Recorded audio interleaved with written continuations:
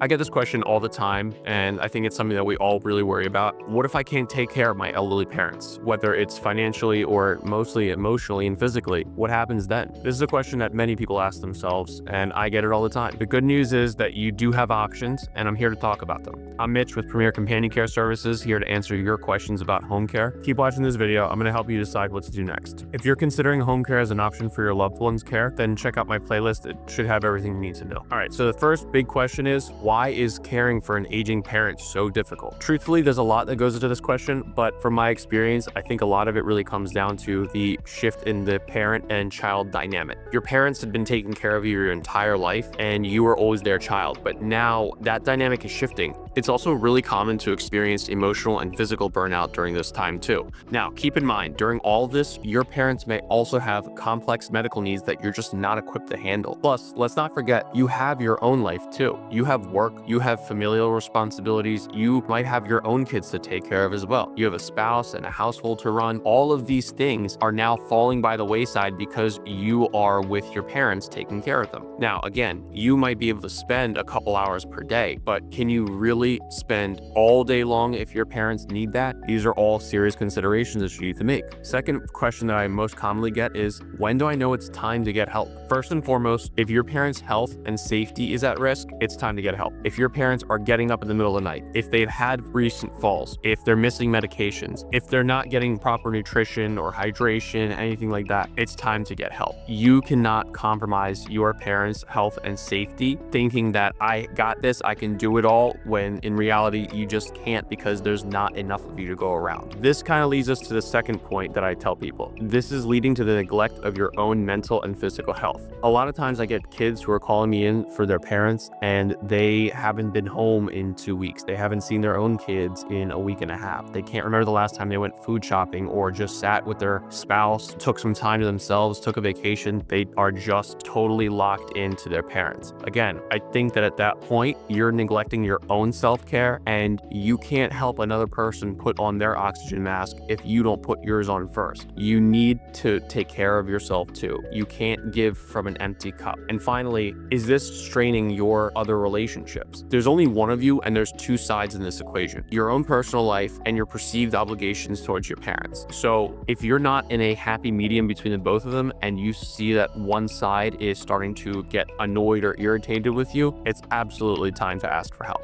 And just as an aside, a lot of times it is better to have somebody else care for your parents. It's the same way that they tell doctors that they can't operate on their own family. It's for a reason. Sometimes when you're caring for your parent, it creates a lot of dynamic tension, whereas they still feel that they know best, but you feel that you know best. Whereas if you have a neutral third party come in, it really helps smoothing things out. Finally, and this might be a subtle one, do you feel like your parents are getting hospitalized more, or there's just always something going on? They're getting sick more often, they have falls more often, anything like that? That's usually a good sign that it's time to get help. The reason that that's happening is because you both can't keep up with their needs, especially when it comes to malnutrition, falls, and urinary tract infections. Those are the three most common issues brought up by not neglect, but inability to properly care for oneself. So, big question, how do you open up this conversation with your parent? I know that a lot of you definitely have your hesitations about this, and your parents might be very stubborn, or they might have a different mentality where it's inappropriate to have an agency take care of them. But the best way to do this, in my opinion, is just direct and straightforward. Hey mom, I'm having a really difficult time here. I can't care for you and my own family the way that I see fit, and I know that you can understand that because it's your grandkids too. I really think that we need to talk about getting some extra help in here just for the times that I can't be here, to make sure that you're safe, you're well taken care of, and I'm not neglecting my own duties as a parent.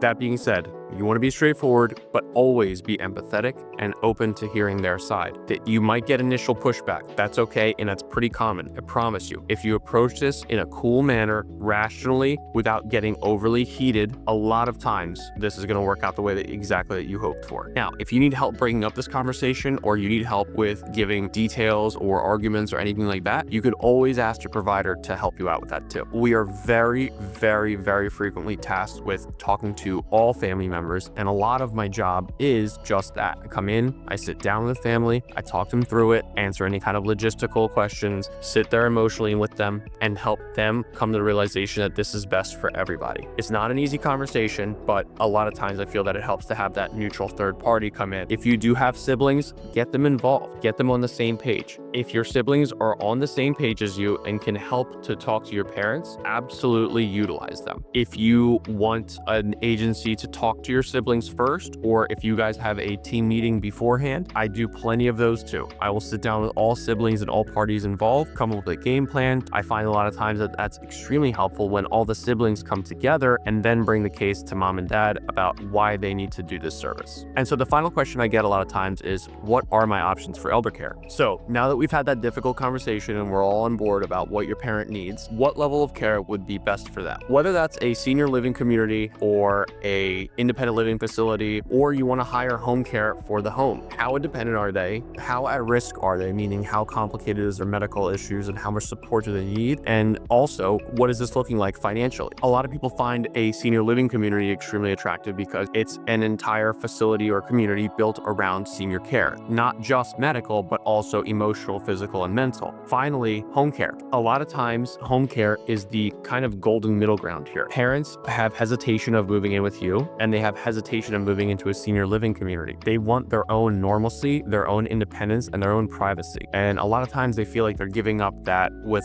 the senior living community or moving in with you. So home care becomes that perfect solution. They still have their own space, their own home, their own normalcy, and their own independence, but they have extra care to make sure that they're safe and well looked after in their own home. They can age in place in a place of their choosing, and it gives them just a little bit more independence and dignity. Plus, it keeps things normal for you too. You're still visiting your parents in their home, seeing them in their place of living with all that normal kind of stuff. Whereas, it doesn't have to be this big emotional trip to the nursing facility every time that you want to go see, mom or dad. It just tends to keep things flowing a little bit smoother when they're at home rather than shifting them all over to a senior living community. It can definitely take its emotional toll on people. Now, there's a ton of different types of home care, and it's way too lengthy to get into on this video, but I have a great video talking about the different types. Click the link right here if you want to check that out, and I think it'll answer a lot of those kinds of questions. Big question, again, how do I afford all this? Well, there's a lot of factors at play here. Sometimes Medicaid can pick up some of these hours depending on if you qualify or not.